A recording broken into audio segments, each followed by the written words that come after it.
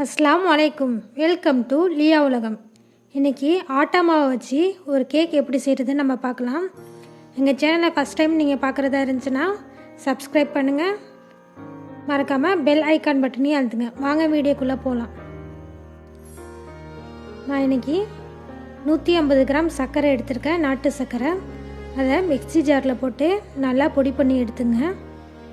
இன்றைக்கி என் பொண்ணு கொஞ்சம் ஹெல்ப் பண்ண போகிறாங்க. கேக்கோட ட்ரே எடுத்துங்க. அதில் கொஞ்சமாக பட்டர் ஃபுல்லாக அப்ளை பண்ணிங்க. ட்ரே ஃபுல்லாக பெரிய பவுல் எடுத்துங்க. அதில் 50 கிராம் பட்டர் போட்டுங்க. இதை நல்லா கிளறி விட்டுங்க. அதாவது இந்த பட்டர் மெல்ட் ஆகிற மாதிரி நீங்கள் ஃபுல்லாக கிளறி விட்டுங்க.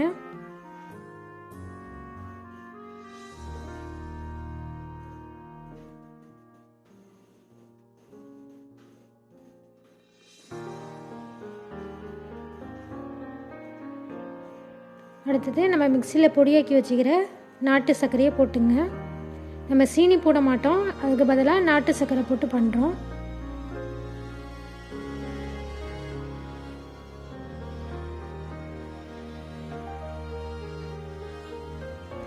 இதையும் நல்லா மிக்ஸ் பண்ணிட்டு 2 முட்டை ஊற்றிங்க. இதில் வெள்ளைக்கருவும் ஊற்றணும், மஞ்சக்கருவும் ஊற்றணும். அது ரெண்டையும் போட்டு நல்லா மிக்ஸ் பண்ணிங்க.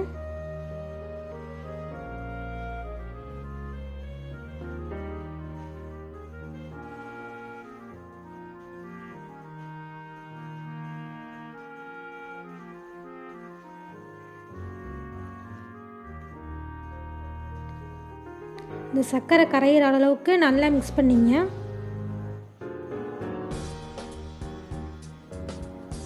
இப்போது 1 கப் ஆட்டா மாவு இந்த மாதிரி சல்லடையில் நல்லா சலிச்சு கொட்டிங்க. 250 கிராம் இருக்கும் 1 கப்புங்கிறது. இதில் ஒரு 150 கிராம் நம்ம பசும்பால் ஊற்றணும். ஃபஸ்ட்டு 100 கிராம் ஊற்றி நல்லா மிக்ஸ் பண்ணிட்டு அதை எடுத்துட்டு 50 கிராம் ஊற்றலாம். இப்போ பாருங்கள், 1 டேபிள் ஸ்பூன் வெனிலா எசன்ஸ் ஊற்றிங்க. நம்ம ஃப்ளேவருக்காண்டி வெனிலா எசன்ஸ் ஊற்றுறோம்.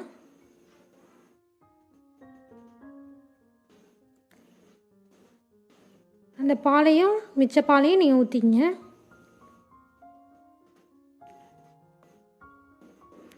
இது கூட 1/2 டேபிள் ஸ்பூன் பேக்கிங் சோடா சேர்த்துங்க.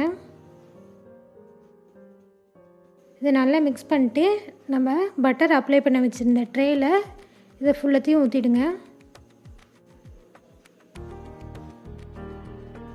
இது நம்ம குக்கர்லேயும் இந்த கேக் பண்ணலாம். இன்றைக்கி நான் அவனில் பண்ண போகிறேன்.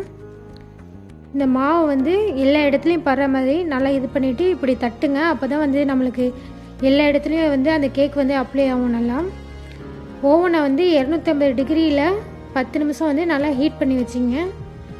இப்போ ட்ரே வச்சாச்சு. அதே 250 டிகிரியில் அரை மணி நேரம் வச்சிங்கன்னா உங்களுக்கு கேக் ரெடி ஆகிடும். பாருங்கள், கேக் நல்லா உப்பி வந்துடுச்சு. இப்போ நம்ம அவன் ஆஃப் பண்ணிட்டு கேக் எடுத்துடலாம்.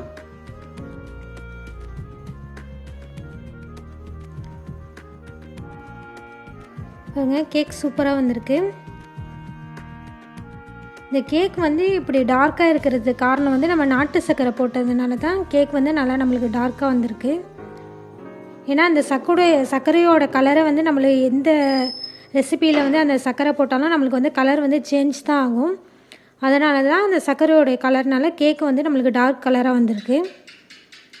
இப்போ பாருங்கள், நான் கேக்கை கட் பண்ணி காட்டுறேன்.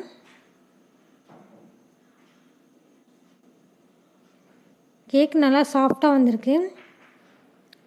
நாட்டு சர்க்கரையில் பண்ணுறதுனால நம்மளுக்கு உடம்புக்கும் கூட நல்லது.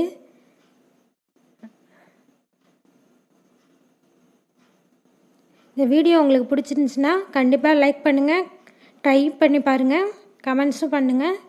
தேங்க்ஸ் ஃபார் வாட்சிங்.